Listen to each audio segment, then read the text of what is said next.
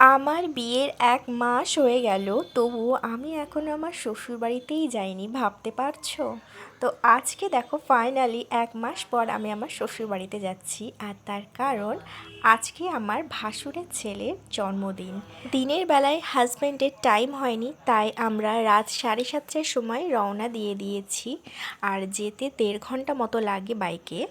আর খুব শীত করছিল, তার জন্য গায়ে চাদরটাও দিয়ে নিয়েছি, যেহেতু বাইকে যাচ্ছি আর ফুল স্পিডে চালাচ্ছে, তো ভীষণ ঠান্ডা লাগছিল। আর হেলমেটটাও সাথে পরে নিয়েছি। আর এই দেখো আমি পৌঁছে গিয়েছি প্রথমবার আমার শ্বশুর বাড়িতে। তো সবাই তো নতুন বউকে দেখার জন্য খুব এক্সাইটেড ছিল। তো আমার ভীষণই লজ্জা লাগছিল একটু বলতে পারো।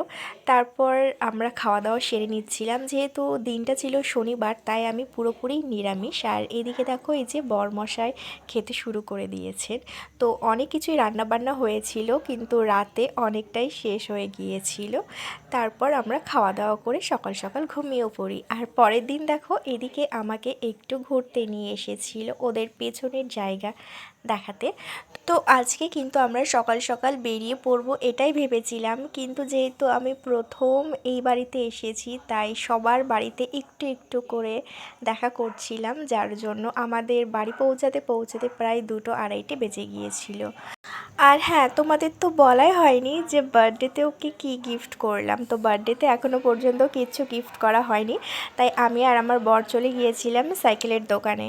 তো ওকে একটা সাইকেল গিফট করা হবে। ওই যে দেখছো ওই ইয়েলো কালার আর রেড কালারের যে সাইকেলটা, ওটাই আমরা গিফট করেছি।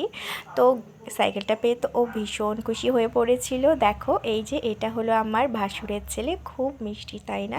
তো এই ছিল আমার শ্বশুরবাড়িতে একদিনে কাটানোর খুব সংক্ষিপ্ত একটু মুহূর্ত।